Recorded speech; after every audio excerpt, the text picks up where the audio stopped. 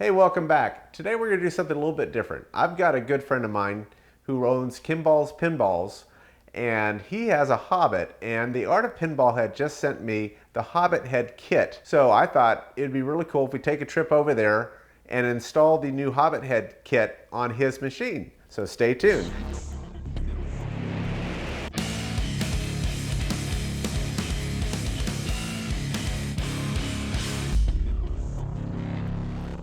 And always, the Art of Pinball's packaging is exquisite.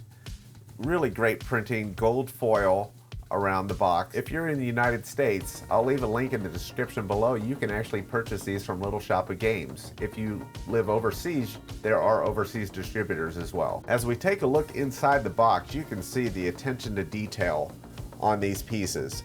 So these are not a 3D printed piece. These are all hand sculpted, then casted, and then hand painted. So the attention to detail on these models are just unbelievable.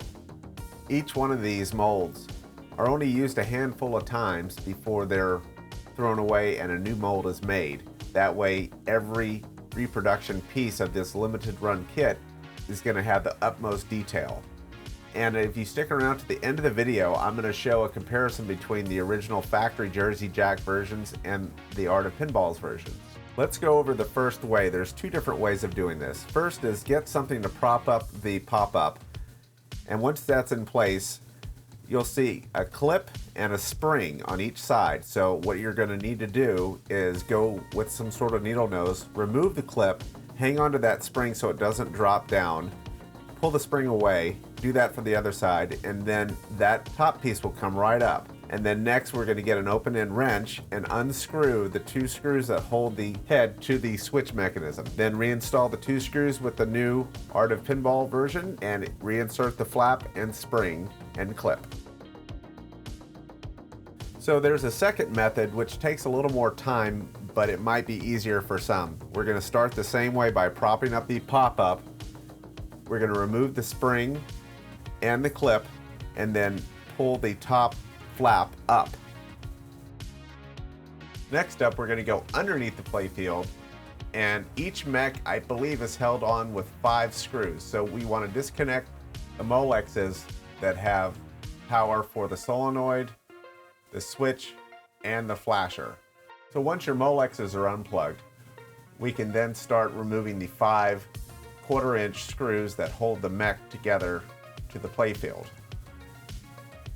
Once those are removed, you can slowly pull the mech away. Make sure you're not catching on any cables. That way you're going to have a lot easier access to those 2 screws that hold the head in place. So now you can get your wrench in there, tighten it up.